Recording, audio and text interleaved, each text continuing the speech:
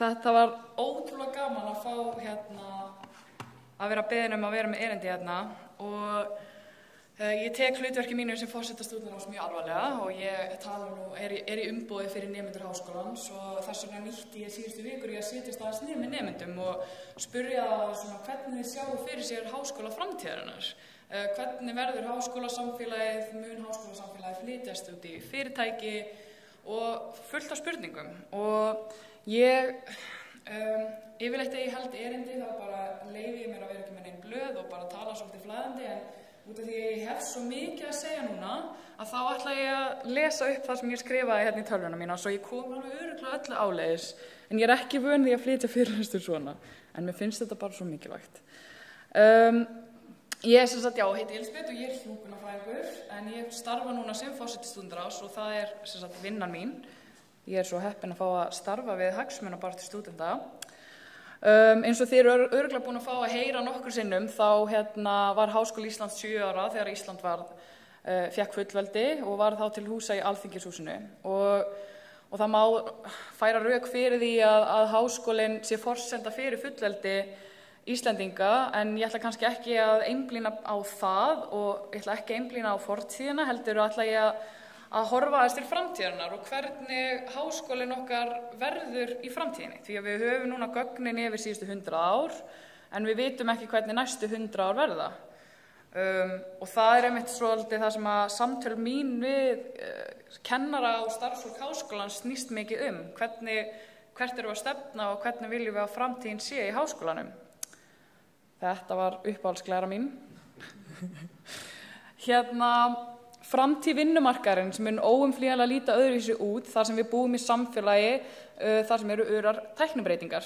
Fjallað hvernig tæknin getur haft áhrif á mismunandi atvinnugreinar og okkur stúdentum að berast fregnir af því að hvernig tæknin getur haft áhrif á mismunandi atvinnugreinar og að vélmenni geta bara fyllt í skarðið fyrir okkur eftir nokkur ár. Og það talið að vélmenni geta í rauninni fyllt í 800 milljón stöðugildi fyrir 2030. Hingað til hafa tækniframfarir þó ekki verið að valda atvinnuleysi, heldur þvert á móti verið að auka möguleika á atvinnu, en við þurfum þá samt að fara að hugsa upp á nýtt hvernig ætlum við að bregðast við þessu og hvernig ætlum við í rauninni að verða samkeppnishæf við vélmenni. Ef við höfum það í huga að vélmenni og tækni geta komið staðinn fyrir mennskt vinnuafl í ákveðnum greinum og þessar greinar eru yfirleitt kallast á ensku rútín, þannig að það auðvelt fyrir vélmenni að endurtaka ákveðin verk. Við þurfum þá að átta okkur á því hvaða eiginleikar það eru sem mannfólkið hefur umfram tæknina og hvernig við viljum stuðla að áframhaldandi framförum með því að rækta okkar mannlegu eiginleika sem við höfum vissulega umfram vélmennin svo við verðum einmitt samkeppnishæf þegar við komum út á atvinnumarkaðinn og þá veltir maður fyrir sér þetta hlutverk háskólans að gera og hvaða gildi þetta sem við erum að tala eða hvaða hæfileikar þetta sem við erum að tala Þetta eru fyrst og fremst skapandi eiginleikar forvitni, frumkvæði, seigla, leiðtogahæfni, félagsleg meðvitund og fyrst og fremst aðlögunarhæfni. Fjórða iðnbyltingin mun í rauninni að mínu mati bara gefa okkur færi á að sérhæfa okkur ennþá meira, en þrátt fyrir að við séum að verða sérhæfðari, virðist fólk leita út fyrir sitt svið þegar kemur út atvinnumarkaðinn og taka að sér verkefni sem menntunin í raun var ekki hugsuð fyrir. Ef við tökum bara sem dæmi mig, ég hjúkrunarfræðingur og ætti að vera á spítalanum, en ég forseti stúdentaráðs í stúdentapólitíkinni og vinur minn sem sagnfræðingur, hann að vinna í nýsköpun og frumkvöðlafræði og svo hann líka að vinna hjá miðlun sem hringir í ykkur reglulega og biður ykkur að styrkja einhver samtök.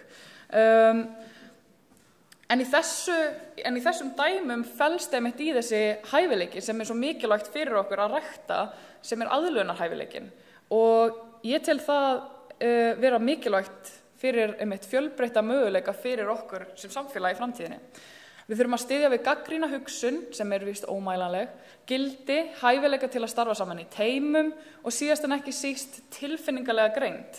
Núna ég eins konar leiðtogi sem forseti stúdentaráðs og það sem ég að rekast á fyrst og fremst í mínu starfi að kljást við samstarfsfólk og stúdenta og fólk og við höfum öll mismunandi tilfinningalegar þarfir. Þetta eitthvað sem við þurfum að rækta í fólki að geta tekist á við og ég satt fyrirlestur daginn þar sem nú ég komin út fyrir ræðuna mína, en ég satt fyrirlestur daginn þar sem við varum að ræða að mikilvægasti leiðtogahæfileiki framtíðarinnar sé að geta lesið í tilfinningar fólks og ég held að við séum svolítið að þróast í þá átt að það sem gerir okkur einmitt mannleg að fara að gera okkur samkeppnishæf við vélmennin sem að taka yfir. Við höfum jafnframt hæfileikar til að finna upplýsingar í gegnum rannsóknir og við getum hagnýtt þessar upplýsingar og það styður við þessar tæknilega framfarir. Þannig að ég tel að við getum stutt við hvort annað eins og þessi fallega mynd sýnir hér og við þurfum ekki að óttast þetta en við þurfum samt að bregðast við þessu og þessum breyttu þörfum og ég á kynslóðinni sem veltur fyrir sig hver minn tilgangur þannig að ég held að þetta erindi mitt sé bara mjög viðandi eftir Hilmar en umbylting menntakerfisins virðist þó að vera einhver leyti óumflýjanleg ef við viljum tryggja virka þátttöku í samfélaginu gegnum nýsköpum, nýja þekkingu, atvinnu, velsæld og styrkja alla þessa eiginleika sem ég var að koma inn á áðan. Það þarf menntakerfið í rauninni að geta undirbúið okkur sem einstaklinga undir þessa framtíð. Að mínum mati og annarra stúdenta sem ég hef rætt við engin menntun alls ekki svarið. Lágt menntunarstig sýnir að það styður alls ekki við þessa hæfileika sem við ræktum með okkur og menntun brýtur niður félagslegan ójöfnuð og styður við fullvalda lýðræðisríki. Þannig að það alls ekki svarið að okkar mati, okkar stúdenta. En menntun þarf vissulega aðlagast öðrum breytingum og þá lít ég sérstaklega til kennsluhátta. Mikil hætta á stöðunum þegar tækniframfarir eru jafn ör og raun ber vitni ef kennsluhættir haldast óbreyttir. Það sem virkaði fyrir 20 árum mun ekki virka næstu 20 ár. Við erum að sjá dæmi Massive Online Open Courses, MOOC, sem eru stór háskólanámskeið þar sem námsumhverfið í rauninni bara á netinu. Og Háskóli Íslands einmitt að taka þátt í einu slíku verkefni sem ber heiti edX og ég sé sjálf í rauninni sé ég slíka kennsluhætti ekki sem einhverja ógn við háskólasamfélagið okkar, heldur held ég þvert á móti að bara styrkja háskólasamfélagið okkar með þessum fjölbreyttum námstækifærum fyrir okkur. Háskólasamfélagi í heild sinni eða þetta community-based nálgun eða svona samfélagslega nálgunin, þar sem að stofnunin samfélag kennara, nemenda, nám og rannsóknir flétta saman, einstaklingar eiga í daglegum samskiptum. Ég tel að þetta styðji að þessum eiginleikum sem við þurfum að rækta fyrir einstaklinga okkar í samfélaginu og við þurfum að halda í þennan skilning á fólki. Núna kem ég samt líka á heilbrigðisjúrtasviði, þannig að ég kannski ekki hlutlaus. En mér þykir ekki ólíklegt samt að krafa til kennara og prófessora í framtíðinni verði meira í þá átt einmitt að geta einmitt stutt við einstaklingana og það var einn vinur minn sem nefndi sem dæmi að kennarar verða kannski bara markþjálfarar framtíðarinnar. Að við þurfum að styðja við okkur sem eða þeir fara að styðja við okkur sem einstaklinga, styrkja okkar og sjálfsöryggja okkar og svo framvegis. En svo einmitt eins og Margrét kom inn á, hvernig ætlum við að gera það þegar við erum með 100 manna sal og með fyrirlestur. Þannig að það náttúrulega, það opnast fyrir fullt af spurningum hvernig við ætlum að bregðast við þessu og þá opnast fyrir fullt af pólitískum spurningum sem mér svo skemmtilegar eins og eigum við að fara að einkavæða allt. Nei, tjók. Ég ætla ekki en svo velti maður einmitt fyrir sér þessu háskólasamfélagi og hvert hlutverk stúdenta í þessu samfélagi. Hlutverk mitt sem stúdent hér í dag að mínum mati aðeins á ögra, en hafa stúdenta raunveruleg völd þegar kemur að stefnu háskólans og hvert stofnunin að stefna, fá þeir að taka þátt almennilega í lýðveldi eða lýðræðinu innan stofnuninnar. Og önnur mikilvæg spurning sem ég mikið verið að velta fyrir mér eftir að ég sá eitt fyrirlestur frá rektor í Bandaríkjunum sem vissulega allt öðruvísi námsumhverfi, en fyrir hvern háskólinn? Núna verð ég kannski ekki vinsæl, en ég ætla samt bara að þetta eru vangaveltur mínar sem ég kom upp í gærkvöldi, en maður veltur vissulega oft fyrir sér hvaða hagsmunir vega þyngst og fyrir hverja stofnunin. Og ég hlustaði á þetta áhugaverða erindi frá rektor í Háskóla í Bandaríkjunum, þar sem að hann var farin að finna fyrir því að foreldrar og atvinnumarkaðurinn var farin að leita eftir öðrum lausnum en skólinn var að bjóða upp á. Nemendum vantaði ákveðna hæfni til þess að lifa eiginlega bara af í samfélaginu og hann færði það rök fyrir því að menntakerfið væri í raun og veru byggt upp fyrir menntakerfið en ekki fyrir stúdenta. Kerfið styður aðalega að hans mati við starfsfólkið, doktora, kennara og rannsóknir. Og stúdentar hjá honum neyðast til að búa í stúdentaíbúðum sem þeir vilja ekki vera í, borga leiguverð sem þeir hafa ekkert að segja neyðast til að kaupa rándýra bækur sem þeir vilja ekki kaupa, sitja námskeið sem þeir sjá ekki tilgang með, vera vanir því að aðrir hugsi hvað sé best fyrir þá og kaupa jafnvel mat í matsal sem þeir vilja ekkert borða. Þetta kannski full róttæk sýn, en mér fannst þetta skemmtilegt og ég tengi ekki alveg við þetta, en mér fannst þetta samt mjög áhugavert út af því að hann taldi að stærsta vandamáli við menntakerfi í Bandaríkjunum sé að það sé að þjóna hagsmunum allra nema stúdenta. Eftir þetta fór hann að undirrita alla tölvupóstana sína og auðvitað var hann að halda þetta erindi og setti sig hérna í dýrlingatölu með því, en hann fór að undirrita alla tölvupósta We put students first og sagðist boða byltingu í hugsunarhætti innan stofnunarinnar. Þegar hann segir byltingu, þá erum við að tala að hann vildi heyra frá nemendum við gerð námskeiða. Þannig að nemendur komu að borði þegar háskólinn var að búa til námskeiðin. Hann vildi fá nemendur við allar ákvörðunartökur innan háskólans, hvernig kennsluhættin ætti að vera. Og ef þeir myndu setja stúdenta í fyrsta sæti, hverjar yrðu þá í raun kröfunar?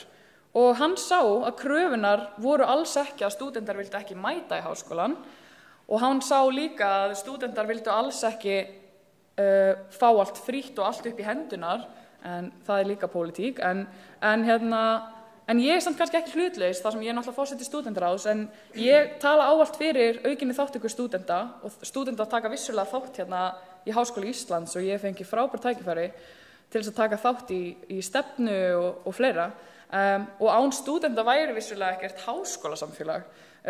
Stúdentar koma og fara á litlum tíma, það það sem ég fæ alltaf að heyra, það ekkert stofnanaminni, af hverju ég að segja þér eitthvað sem ég sagði einhver fyrir löngu, þú ættir að vita þetta og svo framvegis. En við þurfum bara að taka þessa breytinu í dæmið og bera virðingu fyrir henni út af því að stúdentar koma. Það forsendan fyrir því að það háskólinn hérna. Ég vil í rauninni ganga svo langt að segja að stúdentar móta einmitt framtíð háskólana og í rauninni stofnana samfélagsins út af því að þarfir okkar móta kennsluhætti, þarfir okkar móta starfsemi og líka hvernig háskólar þróast áfram. Þegar við höldum áfram inn í framtíðina mikilvægt að taka til greina að stúdentar eiga pláss í þessum lýðræðislegum umræðum innan stofnunarinnar og ættu að taka þátt í ákvörðunum hennar. Þið ekki spennt fyrir næstu mynd og glæðina minni? Yes, atvinnumarkaðurinn. Nú langar mig aðeins að beina sjónum mínum í lokin svona að annars konar vangaveltum. En mun háskólanám, þetta var spurningin sem greip aðeins auga mitt þegar ég var að lesa yfir þennan viðburð. Mun háskólanám færast frá stofnunum yfir í stórfyrirtæki sem reka það háskólakennslu í fjarnámi? Þetta ótrúlega áhugaverð spurning. Og þetta kemur að mínu mati einmitt inn á eina stærstu stoð fullveldisins sem sjálfstæði. Það mjög tíðrætt að háskólasamfélagi þurfa að aðlagast þörfum atvinnumarkaðarins, að ákveðin menntun sé ekki hentug fyrir markaðinn og svo framvegis. Og ég var að lesa bara síðast frétt af því að háskólar út í heimi væri að leggja niður ákveðnar deildir sem atvinnumarkaðurinn taldi að ekki væri þörf á að mennta fólk í. Á sama tíma og við þurfum vissulega að vera í samstarfi atvinnumarkaðurinn, þurfum við samt að hafa í huga að við viljum byggja einmitt upp gott samfélag þar sem komið til móts við breyttar þarfir, en við þurfum að virða frelsi og sjálfstæði einstaklingana til þess að velja þá námsleið sem hann vill. Þegar ég var ung byrjaði ég að vinna með skóla í matvöruverslun. Þar kynntist ég einstaklingum sem menntuðu sig ekki umfram lágmarkskröfur landsins, heldur klifu upp metorðastigann innan fyrirtækisins og í rauninni menntuðu sig eftir þörfum fyrirtækisins. Og þeir gerðu það með því að mæta á námskeið á vegum fyrirtækisins. Þetta náttúrulega alls ekkert í líkindum við háskólanám, en þetta bara eitt dæmi. Ein náin samstarfskona sem var þá 30 árum eldri en ég var búin að vinna þarna mjög lengi og mjög sérhæfð í öll innan fyrirtækisins, en svo var henni sagt upp og þá missir hún í rauninni þessa þekkingu sem hún öðlaðist innan fyrirtækisins og hún lenti í því að þessi þekking var ekki metin þegar hún var að sækja vinnu annars staðar og hún gat því bara í rauninni sótt atvinnu í annarri matvöruverslun. Með því að mennta þig hjá stofnun sem óháð fyrirtæki færðu leið ákveðið frelsi á mínu mati. Það samt alltaf mikilvægt að hafa að leiðarljósi einmitt hvaða hagsmunir liggja baki, en ég samt mjög opin fyrir að sjá einmitt þessa þróun með fyrirtækjunum út af því að samstarfið á Íslandi hingað til hefur verið mjög farsælt. Það vaknar samt líka spurningar hvaða þýðir að vera nemandi. Að læra við menntastofnun þá færðu svigrúm til þess að vera einmitt nemandi. Þú þarft ekki að bera ábyrgð á neinu innan fyrirtækisins, þú átt að fá svigrúm til þess að vera einmitt að læra. Þegar ég velti fyrir mér hvort að lærdómur ætti fara fram á atvinnumarkaði, vakna upp ýmsar siðferðislegar spurningar fyrir mig sem stúdent sem þyrfti að svara áður en að stefnan færi meira í þessa átt. Nemandi kominn í stöðu starfsmanns? Hann launaður hjá fyrirtækinu eða ólaunaður? Fær nemandinn svigrúm til þess að læra? Fær hann svigrúm til þess að gera mistök og læra af mistökunum? Eða ber hann bara fulla ábyrgð? Ef hann ber ábyrgð og sinnir ákveðinni vinnu, erum við að komin með, og ólaunaður, erum við að komin með risastóran hóp af fólki sem væri ókeypis vinnuafl. Þetta áhugavert. Þyrftu nemendur að búa til stéttarfélag? Ég vil enda erindi mitt á að ræða ábyrgð í stuttu máli. Fullveldi fylgir ábyrgð. Ábyrgð byggist á skynsemi og hvar getum við ræktað skynsemi betur en í háskólanum? Takk fyrir mig.